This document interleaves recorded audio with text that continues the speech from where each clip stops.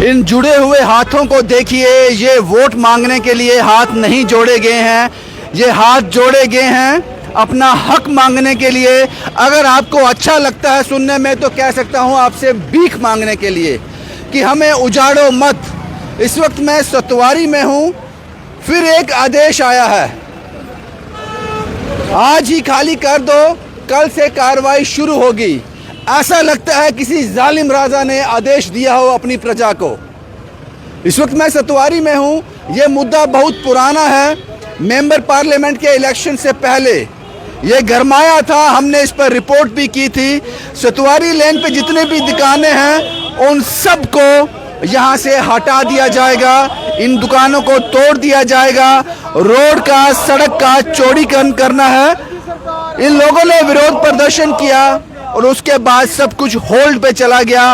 उस होल्ड पे जाने का मकसद ये था कि शायद मेंबर पार्लियामेंट की जो चुनाव हैं, मेंबर पार्लियामेंट की जो चुनाव हैं वो हो जाएं, ये चुनाव हम जीत जाएं, उसके बाद इनको उजाड़ेंगे। वो चुनाव जीत के साहब आप लोग, और आपने एक मुगलई आदेश फिर जारी किया है कि आज ही खाली कर दो, कल से कार्रवाई होगी। इसलिए मैंने कहा ऐसा लगता है किसी जालिम राजा ने आदेश दिया हो अपनी प्रजा को। ये खाली कर कर जाएंगे कहां? लगभग 60 से 65 साल हो गए ये यहाँ अपना बिजनेस कर रहे हैं, रोजगार कर रहे हैं। पता नहीं कितने परिवार इस मार्केट पर, इन दुकानों पर डिपेंड हैं। कहां है जुगल किशोर साहब, कहां है रविंदर रैना साहब? आपने तो चुनाव लड़ने हैं अभी असेंबली के। जुगल किशोर साहब तो फ्री हो गए, 5 साल के लिए राजा बन गए वो, लेकिन आपने अभी उस राजा का मंत्री बनना है। आपने असेंबली चुनावों में हिस्सा लेना है, मैं भाजपा के लोगों से कह रहा हूं। और मुझे अभी भी याद है कि दिल्ली से जो आदेश हैं, यहां तक हमारे इनपुट्स हैं कि आप सड़कें जरूर बनाओ लेकिन शहर डिस्टर्ब मत करो, शहर के बाहर से सड़क ले जाओ। क्योंकि ये इनपुट्स हमें तब हमारे हाथ लगे जब कुंजवानी का मसला हुआ था। दिल्ली कहती है कि शहर को डिस्टर्ब नहीं करो, सड़क जो है शहर के बाहर से ले जाओ। ये सतवारी तो जम्मू का दिल है, जिगर है, और ये लोग 60 साल से ज्यादा यहाँ काम कर रहे हैं, कल से बेरोजगार हो जाएंगे। उसी को लेकर ये टेंट, ये तामझाम इन्होंने लगाया है।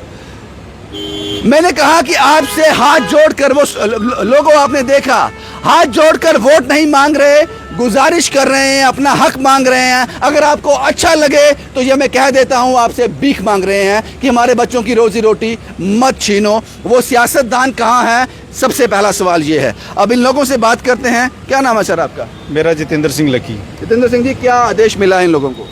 इनको रातों रात एक मुगलाई फरमान जारी हुआ कि आप कल तक जो दुकानें हैं वो खाली कर दो, नहीं तो हम आपके सम्मान के साथ इनको तोड़ देंगे। जब से इनको ऑर्डर आया हुआ है तब से पूरी मार्केट में खलबली मची हुई है और ये पूरी रात सो नहीं पाए। आज जब सुबह उठे, सबसे पहले बीजेपी के बड़े बड़े अफसरानों के साथ, बीजेपी के बड़े बड़े लीडरों के साथ इन्होंने मुलाकात की और उनसे गुहार लगाई कि हमें इंसाफ दिलाओ, हमें बचाओ। क्योंकि कहीं ना कहीं आपने एमपी इलेक्शन से पहले आपने ये बोला था कि इन दुकानों के साथ कोई छेड़छाड़ नहीं होगी, आपको कहीं इन दुकानों को उजाड़ा नहीं जाएगा। पर उन्होंने बोला कि आपने हमारे पास आके गलती कर दी है, ये दुकानें 100% टूटेंगी, हम कुछ नहीं कर सकते। आज वो सारे हाथ पे हाथ धरे बैठे हुए हैं। जब इलेक्शन आती है तो नए नए शगुफे छोड़ते हैं, नए नए लॉलीपॉप देते हैं कि हम आपके साथ हैं, सबका साथ सबका विकास होगा। अब जब इनकी बारी आती है, जब तोड़ने की बारी आती है, तो आज ये पूछते हैं हम आपके साथ नहीं हैं, ये सेंटर से ऑर्डर आया, हम इसमें कुछ नहीं कर सकते। मैं आज आपके माध्यम से एक चीज़ पूछना चाहता हूँ। थोड़े दिन पहले करोड़ों रुपए की लागत से आधे से ज़्यादा काम हो चुका कजवानी चौक में, उसको अगर चंद बीजेपी के लीडर वहाँ पे जाते हैं, तोड़ फोड़ मचाते हैं, उद्यम मचाते हैं और वो उस काम को बंद करवाते हैं, क्योंकि उन लोगों के अपनी कारगुजारियाँ काफ़ी वहाँ थी, अपने शोरूम थे, उनको बचाना था, और उन्होंने सेंटर तक गुहार लगाई। एक तरफ सेंटर ये कहता है कि NH 1A के कामों में सुप्रीम कोर्ट भी कुछ नहीं कर सकती, दूसरी तरफ हमें यह मालूम होता है कि जब बीजेपी के लोग बोल सकते हैं तो वो काम सुप्रीम कोर्ट के ऊपर जो भी है वो भी रुक सकता है। तो आज यहाँ इन लोगों के, गरीब लोगों के जो काम है, इन पे आज जो बुलडोजर चलने जा रहा है, तो फिर वो क्यों नहीं रुक सकता? मैंने सुबह सुना एक सोशल मीडिया पर कि पवन जी यहाँ के जो कॉरपोरेटर हैं, फॉर्मर कॉरपोरेटर हैं, अभी तो वो लोग वजूद में नहीं हैं, उन्होंने कहा कि बीजेपी पार्टी नहीं चाहती ये हो, लेकिन यहाँ की एडमिनिस्ट्रेशन चाहती है। साहब, पवन जी, आपकी मजबूरी हो सकती है ये बोलना क्योंकि आप बीजेपी से वाबस्ता हो, लेकिन ये सब कारगुजारी बीजेपी की है क्योंकि सेंटर में सरकार उनकी है। तो मैं कांग्रेस का नाम कैसे ले लूँ? तो ये कहना लोगों को बेवकूफ़ बनाना है। आपकी मजबूरी मैं समझ सकता हूं कि आप उसका हिस्सा हो, आप उनके खिलाफ नहीं बोल सकते, लेकिन ये आदेश जो आ रहे हैं सेंटर से आ रहे हैं, जम्मू कश्मीर यूटी एडमिनिस्ट्रेशन सिर्फ और सिर्फ इनको इम्प्लीमेंट कर रही है, इनका अपना कोई योगदान नहीं है इसमें।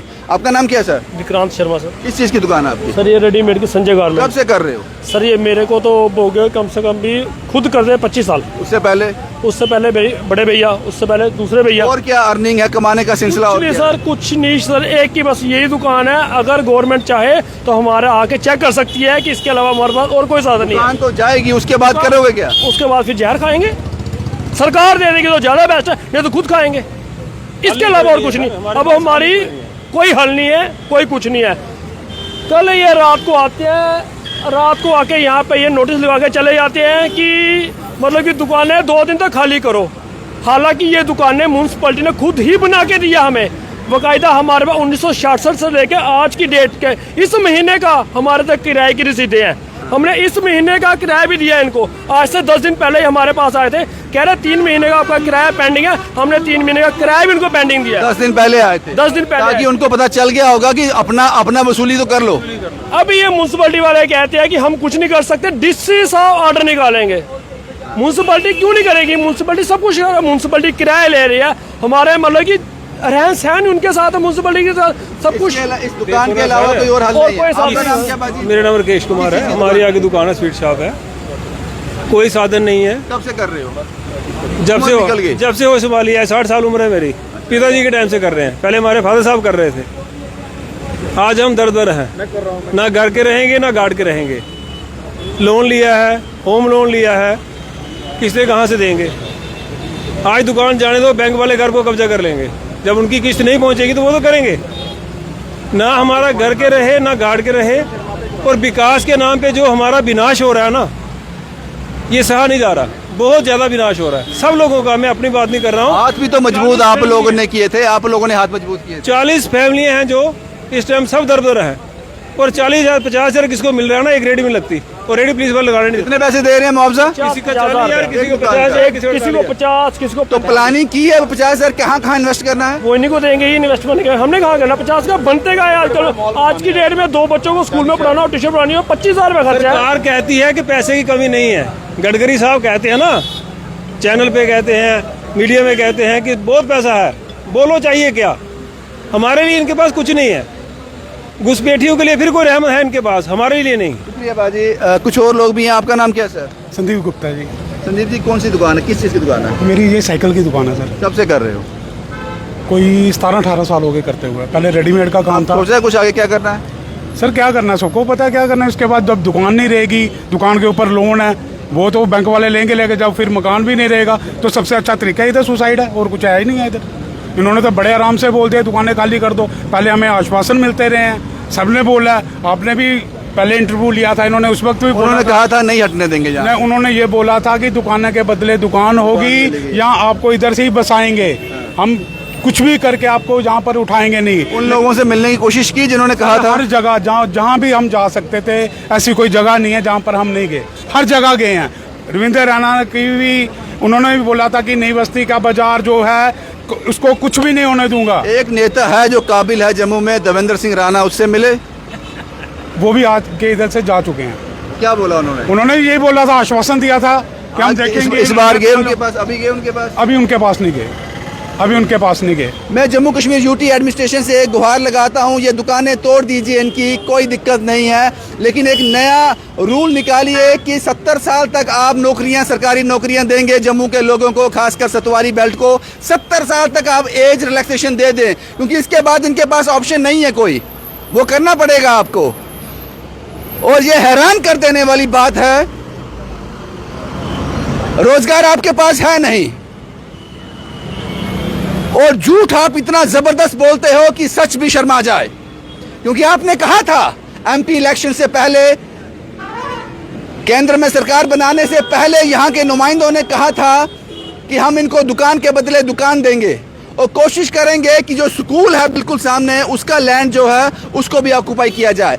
70 साल से ये लोग, लगभग 70 साल से ये लोग यहाँ पे रह रहे हैं, काम कर रहे हैं, अपना बिजनेस चला रहे हैं, रोजी रोटी का। पत्थर नहीं मारते हैं ये लोग, इनके हाथ में बंदूक नहीं है, ये रोड बंद नहीं करते, ये गाड़ियां नहीं तोड़ते। फिर आप पूछो ये करते क्या है? ये भारत माता की जय बोलते हैं जी। जब इंडिया मैच जीत जाता है तो ये खुश होते हैं, दिल से खुश होते हैं। कहीं तो ऐसे हैं टीवी भी तोड़ देते हैं खुशी खुशी में। ये उस लेवल का हिंदुस्तान को प्यार करते हैं, उस लेवल का अपने जम्मू कश्मीर को प्यार करते हैं। इनके साथ ऐसा ही होना चाहिए, ये डिजर्व करते हैं ये सब। और आप इनको इनाम देने में कोई कसर छोड़ नहीं रहे। जब भी डेवलपमेंट करनी हो उसके कॉन्सिक्वेंसेस, उसमें क्या लोगों को नुकसान होगा, उसकी भरपाई कैसे करनी है, उस पर कोई प्लानिंग नहीं है। और मुझे लगता है कि इस वक्त जिन लोगों ने आश्वासन दिए थे इन लोगों को, अभी असेंबली इलेक्शन होने हैं, ये बात याद रखना। अभी वो जीतने हैं आपको। इनको बेरोजगार मत करो, इनको बच्चों से स्कूल मत छीनो, इनके थाली से रोटी मत निकालो। कोई अल्टरनेटिव दो और जल्द से जल्द दो। ऐसा नहीं होता है, ये मुगलों के टाइम में होता था, राजे महाराजों के टाइम होता था, फरमान आ गया सुबह खाली करना है। इस वक्त मैं सतवारी चौक में हूं, सतवारी से जो नई बस्ती तक बेल्ट आती है। 60 साल से ये यहां पे काम कर रहे हैं, आज गैर कानूनी है ये। शुभम कुमार के साथ Ravindra Singh, the state sentinel के लिए।